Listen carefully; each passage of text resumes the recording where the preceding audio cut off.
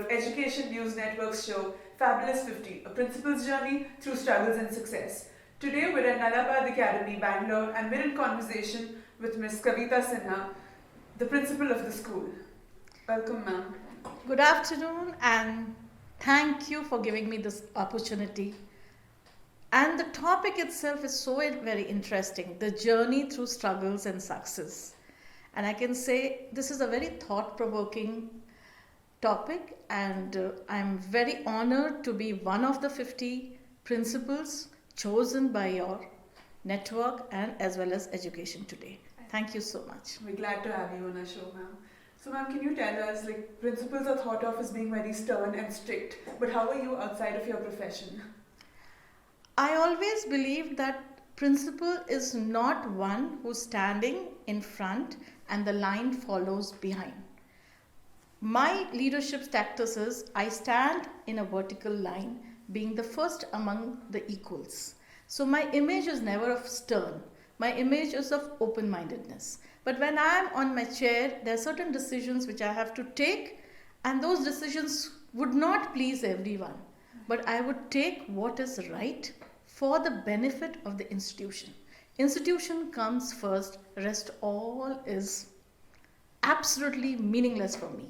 For me, when I am on the chair, it's the institution, it is the child and the child's development, which is my first priority always. That's nice. So, can you tell us about how you were as a child? Were you notorious or were you reserved? Yes. If you want the anecdote, then you will actually label me as a very notorious kid. Yeah. I was a tomboy, okay. Being the youngest in the family, and I had this element of rebel inside me that if anybody would tell me that you study, I would on purpose make it very sure and make everybody notice that that's the day I would watch a movie or read a book but not study. Because I never liked the idea of people telling. I always felt people have to be grown into a role and responsibility when it comes natural. Why should somebody tell if I know my responsibility? So, and as far as notorious is concerned, there are many stories. Okay. And I can understand those kids very well when they actually go and do things which are not very much in line with what the teacher is asking. I was just going to say that you were born to be a principal if that's how you were as a child. I really didn't dream about it. I really didn't even think about it. But yes, I always had this element in me that hold the hand of someone who's being targeted. Okay. If in a class everybody would go behind one person, I would take around and go and stand next to that person. Then why are you people targeting? Why are you people making that person uncomfortable? So I was always one who would speak up. I would never keep quiet. If I found that there's something wrong happening, I had to speak. So that way you can say, yes, I was a leader. Yeah. Alright, so while you were a student, did you ever see yourself, did you think of growing up to be a principal? Never, because I was in a convent school, and for me, principal means it was a very stern, tough atmosphere, and I used to think, oh my God. Another thing is, if you are a principal or a teacher, you again have to get up at 4:45, 5 and catch a bus. And that was something which I never wanted. I always thought, finish school, finish college, and never to get up in the morning and start your day. Unfortunately, what you don't want, it happens in your life. And now I just cannot think that there could be anything better than me being what I am. So it's all a life cycle and your karma which comes to you. Yes, absolutely. So could you tell us about one of your funniest instances with a student? Now, I wasn't principal that time. I was just a coordinator, but the whole school was under me. It was an international curriculum, so I was supposed to look after the discipline, the behavior, everything. One afternoon around 2:30, I could hear some noise in the boys' toilet, washroom, and people going in, coming, and not coming to my office. So I was curious, so I just came out as what's happening, and I could see my administrator coming and telling, ma'am, this is not done. Your students. I said, my students? Again, I felt, oh my God, they have done something. I said, what happened? Ma'am, you come and see what they have done. This they cannot do. And I looked at my students and they were all hustling in one row what she's going to do. I entered the washroom, and believe me, the first thing I looked up and I only felt they can't draw a straight line on the ceiling. How they have managed to actually make lines of tissue paper, balls, and in symmetry. I was wondering, circle, triangle, I could see different shapes and size on the ceiling of the washroom, and I wondered how did they do. First instance was I just laughed, but everybody was around, and this was a great offense because the cleaners had to clean and the ceiling had to be painted, and there were a lot of things. So first thing, I took a deep breath, went into my office and into the washroom, and I laughed out. I I literally laughed, and then I came and I called those students. And believe me, I asked them one simple question: which scientific law have you people used? How did you manage to do that? And let me tell you, they were talking all about science. That, ma'am, we took the tissue paper and then we put water, and they were honest. They told. But who did and who instigated? Till date, I'm still putting that question on my group where I connect with those students, but they have not. All of them took the punishment. And I thought, punishment, what kind of punishment you would give? The punishment was, please clean and repaint. Because I felt that pain of cleaning will make them understand what effort a housekeeping staff actually puts in to put everything in order. Children have done it because it was fun. Maybe they were bored by some class, or it would have just come in their mind, let's try what is happening, without thinking that how much of a pain the housekeeping staff has to go. And believe me, this did not stop. This instant, after some time, again it recurred, but it occurred in a girls' washroom. But slowly it died down when we kept on doing this, that you have to clean it. Slowly they understood this is a little more painful than what she's doing. She's not calling parents, because suspension and all, they feel it's a fun time. Give them 3 days of suspension, that means no work, no homework, they're enjoying at home. And basically it becomes a punishment for the parents, Right. because they have to look after the kid. So the best thing is make them do. And I think that particular punishment came from my own behavior, because I was a tomboy, and I realized when you do something and then you have to actually make that thing perfect again, then it is quite painful. It's a very sensible punishment. Very sensible punishment, but then at least it gave me a kind of, the funniest part, that how, and I'm still wondering how. And one day, you won't believe, I was tempted to try and do it, but being in the position I was, I couldn't do it. And I'm still thinking, how did they manage? So on that note, we're going to take a short break. Don't go anywhere, because we're still in conversation with Ms. Kavita Sinha, the principal of Nalapar Academy, Bangalore. Stay tuned.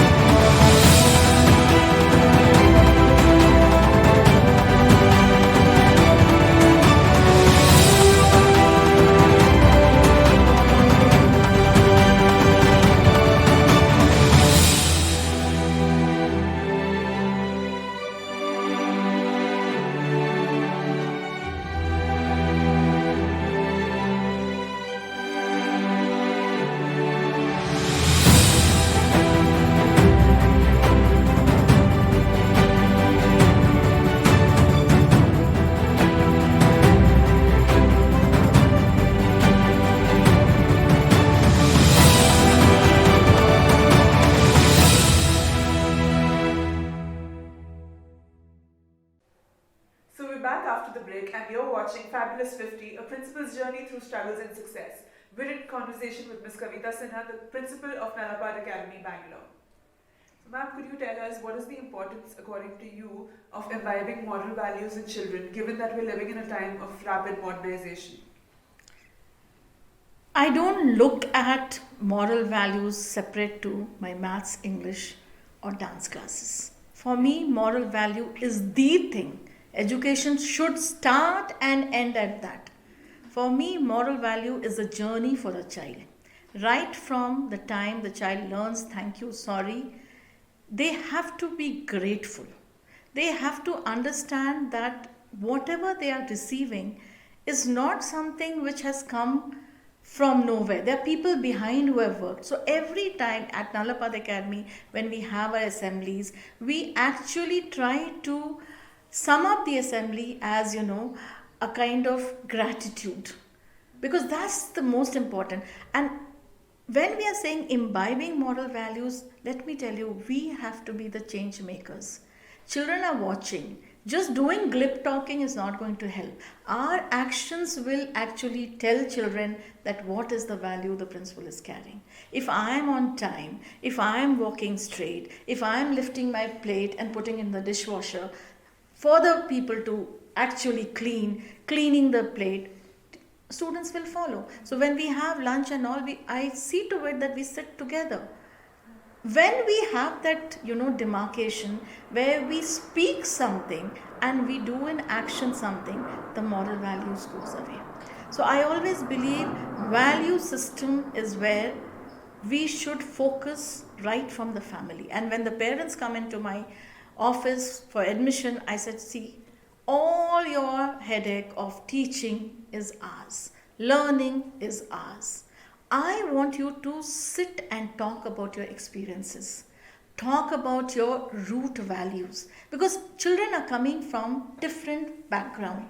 And each one will have a kind of, different way of expressing gratitude. And I want my parents to get into it. Because this value system of ours is so deep. Why are we actually forgetting the old values of Shruti, Smriti, and kindness, empathy, passion? We were not taught these. These are in our culture. And why are we just giving it up? We are giving it up in the name of modernization? No. We are giving it up because we do not have time to recheck our roots. I always say go back. Go back to history. And history is a very important aspect of learning where you need to find out, if I spend 10 minutes of talking about an epic or talking about a hero, the child is actually going to understand and say, what is so great that the mother is saying about it or the teacher is saying. So when we want to teach honesty, why is it only few stories of Mahatma Gandhi comes in? No, I always say, teachers, talk about your anecdotes. Talk about when you were tempted to speak a lie and then a string of lies follow. Always tell the child, speaking truth is difficult for the first time. But everything becomes easy after that. But when you start lying, a string of lies will follow. And you will never come out of that. So I always say, moral values is not separate. In Nalapad Academy, as well as in wherever I have taught, I always felt moral value starts and ends with education. If you have been, you are a doctor and you are educated from a very good institution, but you do not have a simple thought of gratitude for the creator, I think your education is a waste. So moral values have to be lived and lived with example. So ma'am, what according to you are the essential characteristics of a highly effective school principal? When you say effective, it's a spectrum. And I always believe principal has to be the change maker. And the best person I would like to, actually try to imbibe is from my own principal, who was my college principal. A principal should be a good listener. When you listen, and when you actually listen not what is told to you, but also listen to the body language of your employees, your teachers, your friends, parents, when you actually listen to the unsaid words, then you are the real principal. Because you're touching their heart.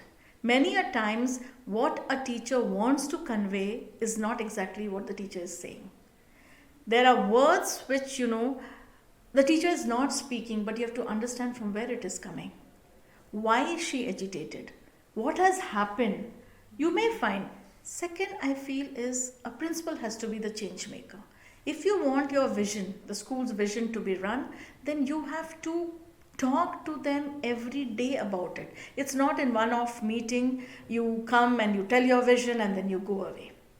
You have to inculcate the respect value. I mean, I always believe I'm a teacher.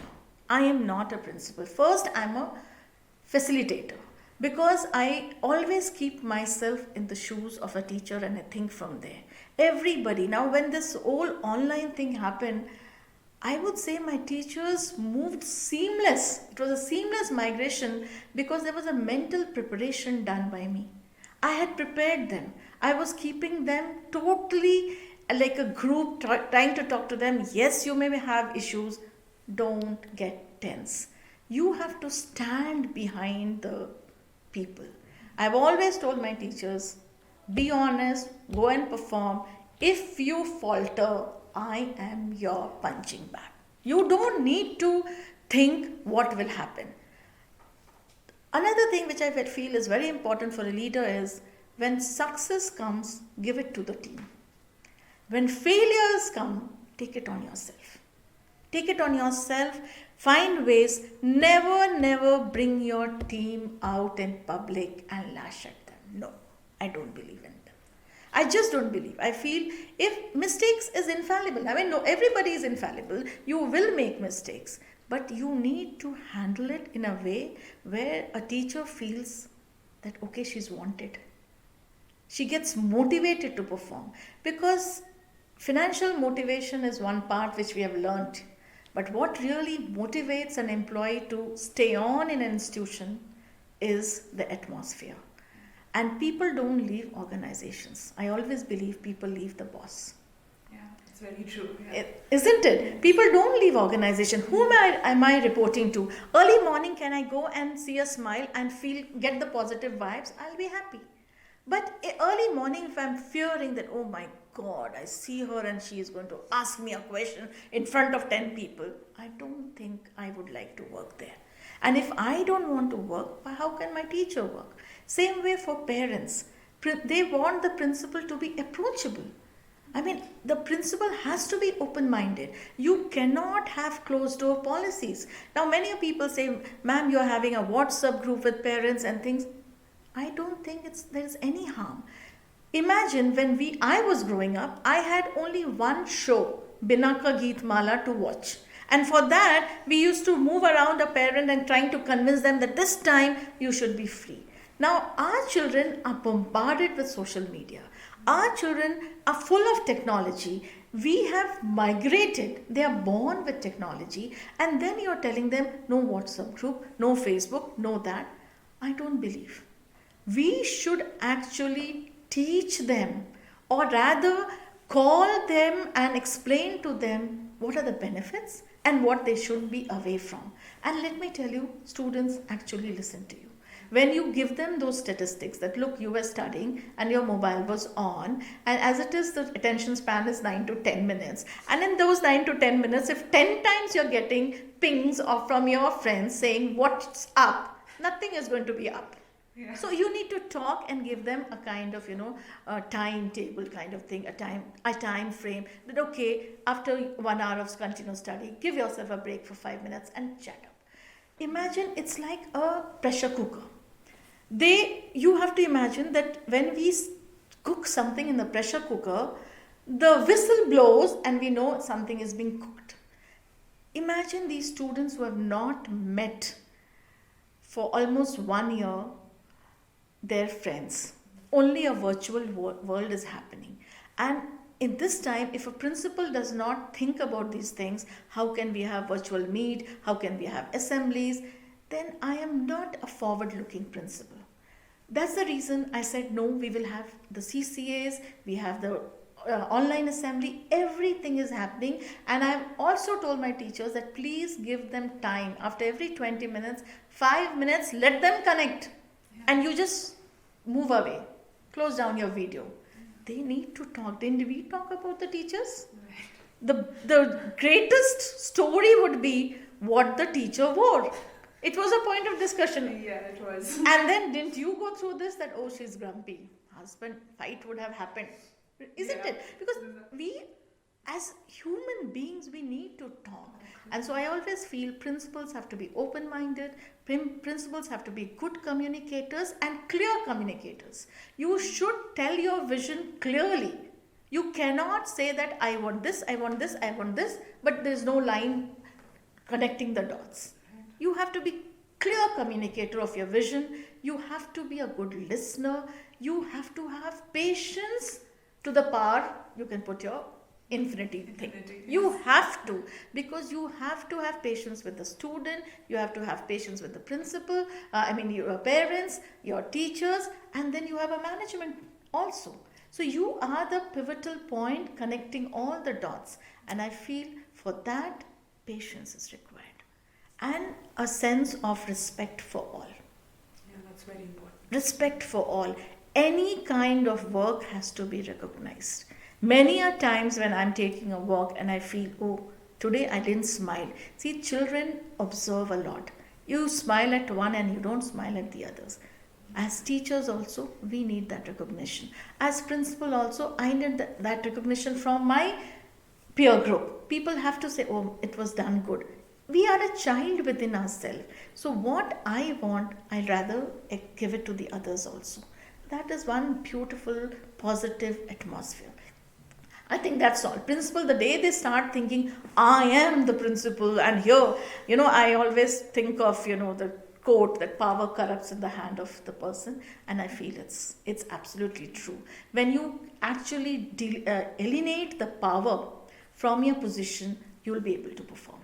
The moment you bring power into the position, it goes away. The ego and the power, these two words, takes away the whole atmosphere of your working.